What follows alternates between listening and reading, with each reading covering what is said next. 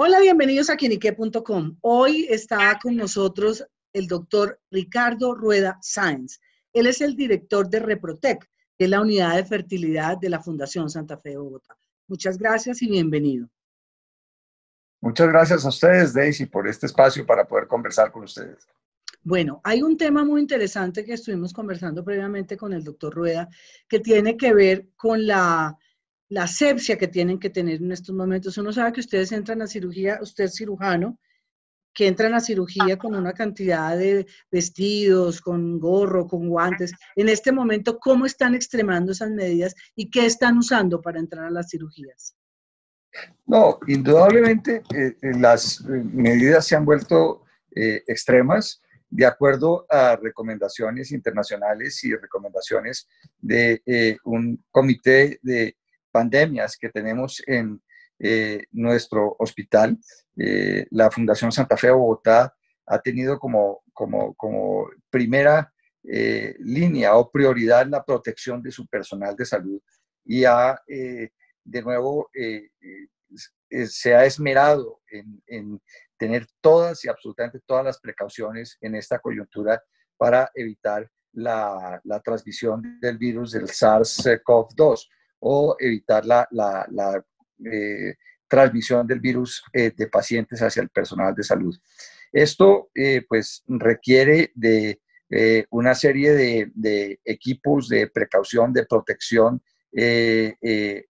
corporal, de protección facial, de evitar entrar en contacto con aerosoles que puedan ser portadores del virus y que eventualmente puedan contaminar al personal de salud. Personal de salud a todo nivel. Me estoy refiriendo desde aseadoras, personal auxiliar de enfermería, de enfermeras jefes, terapistas, médicos, tanto los intensivistas como los médicos en urgencias, como los cirujanos, los anestesiólogos, han extremado las medidas. Inclusive en el video que ustedes tienen, pueden observar cómo se empieza uno a vestir y a proteger bajo un protocolo muy estricto antes de entrar a una sala de cirugía.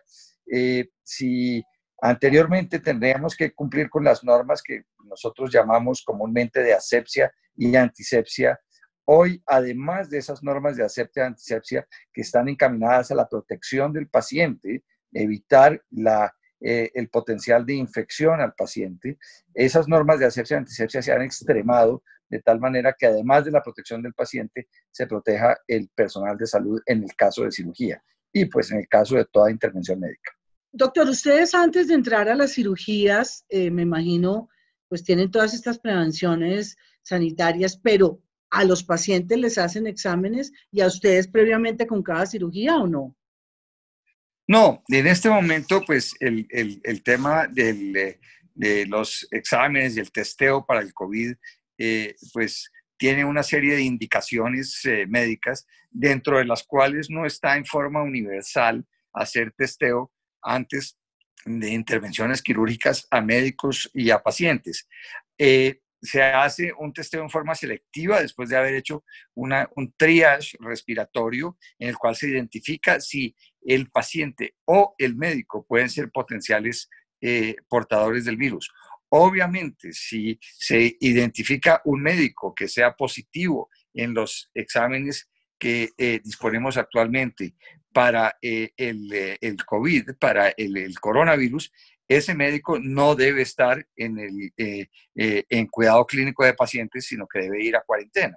Entonces, no se haría esto en médicos que, de nuevo, sean positivos en el triage respiratorio o estén sintomáticos y tengan positividad en el examen.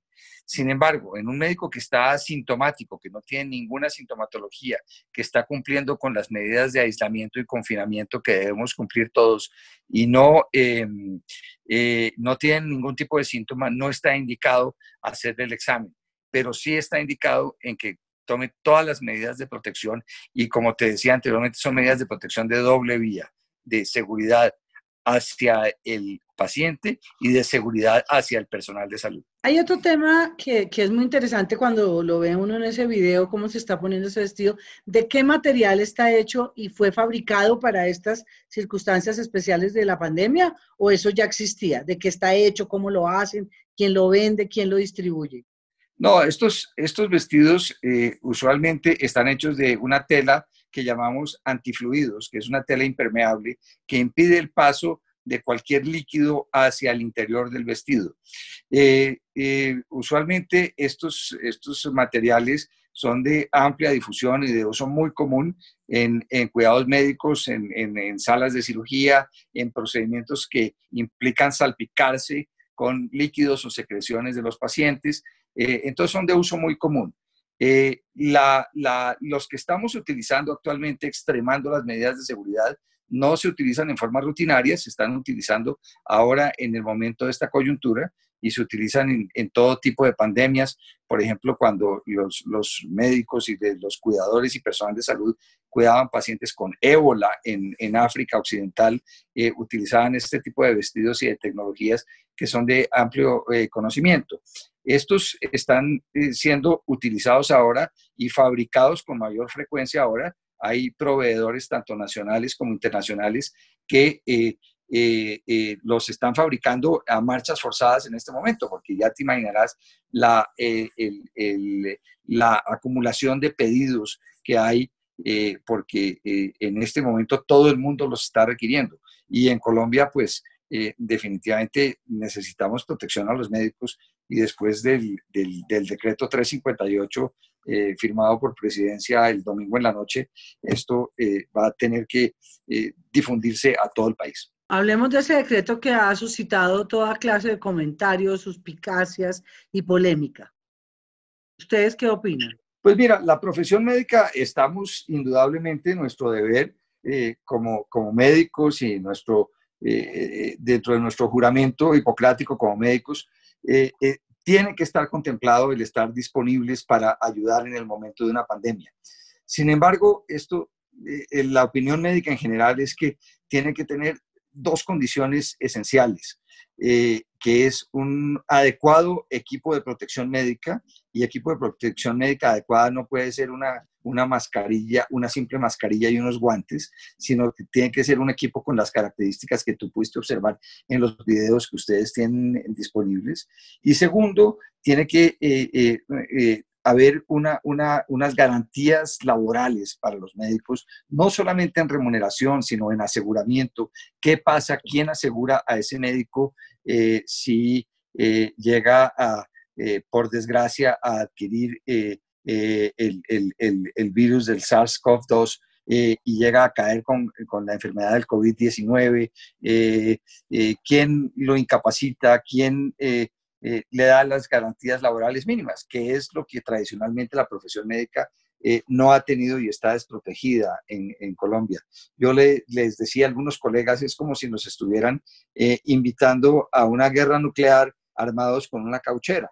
Entonces, tiene que haber garantías de seguridad en cuanto a los equipos de protección personal y en cuanto a las garantías que estos médicos puedan tener, porque definitivamente vamos a tener que afrontar una sobrecarga de trabajo con un riesgo enorme y donde tiene que haber remuneración digna, tiene que haber unas garantías dignas para este tipo de profesionales que pues vamos a necesariamente estar expuestos a unos riesgos enormes. A pesar del decreto y a pesar de que se advierta que no pueden entrar en un paro, yo recuerdo el paro de Asmedas. Yo estaba tal vez en el colegio, en la universidad, y me acuerdo que fue una cosa gravísima, el paro del Seguro Social, y que estaba, pues, digamos, dirigido por el doctor Ferguson. No sé si usted alcance a recordar eso.